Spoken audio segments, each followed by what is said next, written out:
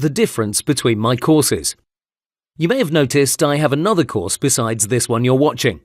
I know you may be wondering what's the difference between them since both have web design and Photoshop as the main subjects. Look no further, I'm going to explain. First, if you'd rather read up than watch this video, you can visit thislooksgreat.net/Photoshop-training and you'll see the following image. This will describe the differences in a very straightforward manner. So visit thislooksgreat.net and look for Photoshop training. My explanation will be based on it, so let's take it question by question. First one is this: are they the same course? The answer is no. The content is very much different, as you'll soon find out how and why.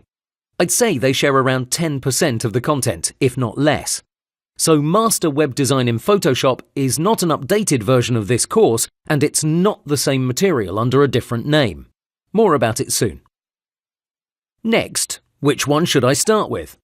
Either one is fine really, but you can make up your mind by finding out the differences between them, which I'll cover in just a few moments. If you really want a definitive answer, you can start with Learn Photoshop, Web Design and Profitable Freelancing. I'd say this one because it's more focused on making money. You probably want to earn at least a few $1,000s before you take your learning further. But this is just a suggestion. It's really a coin flip between the two. Both have their strong points and their drawbacks. Does it matter what Photoshop version I have? No, it doesn't. You need Photoshop CS4 at the minimum for both courses. I have another video that explains why it's not an important concern, so please watch that if you want more info about Photoshop version comparisons. How is the content different? Learn Photoshop, Web Design and Profitable Freelancing is aimed towards working on sites like 99 Designs, Crowdspring.com or any other platform that involves a design contest. What's a design contest? Well, it's simple. A client posts a brief containing his thoughts about how the website should look. He sets up a prize for the winner. Usually it starts from $475 per one page, but it can go up to $1,000 to $3,000 for a homepage. Then creatives from all over the world submit their designs, and then the client chooses the best one in his eyes. Designers can only see their entries, so you can't steal any ideas. Also, clients more often than not don't pick the first entry. They usually want changes and adjustments, so this means there's a lot of back and forth. That's a design contest, and it lasts from a few days to around 3 to 4 weeks at the most. So the first course is focused on making you understand how to win these contests.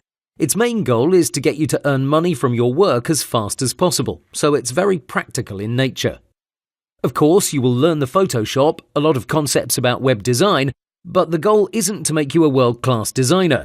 Instead, it teaches you how you can create a stable income of $1,000 to $4,000 per month. How do you do that? Well, in a nutshell, you'll find out how to select the best contests, identify those that have the least amount of competition. You'll be taught how to decode the client's brief and wishes. You'll learn how to communicate effectively and make a good impression. You'll set yourself up to get additional work after the initial homepage or first few pages. All this and much more is covered in the course. Again, it's very practical, down to earth, and it covers certain scenarios you will encounter on these sites. The same skills can be applied to other platforms like Fiverr.com, Elance, Freelancer.com and so on, even though these aren't covered specifically. I find most people are drawn to this course because it produces solid results. There's lots of students who have watched the course and have already won contests after a few weeks of work.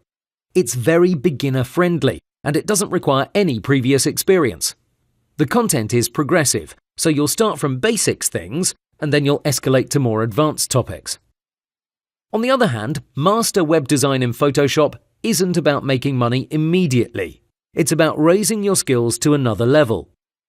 While the first course covers certain scenarios you encounter on design contest platforms, this one is more about design knowledge, web design principles, understanding how to think and work efficiently, refocusing your energy, and so on.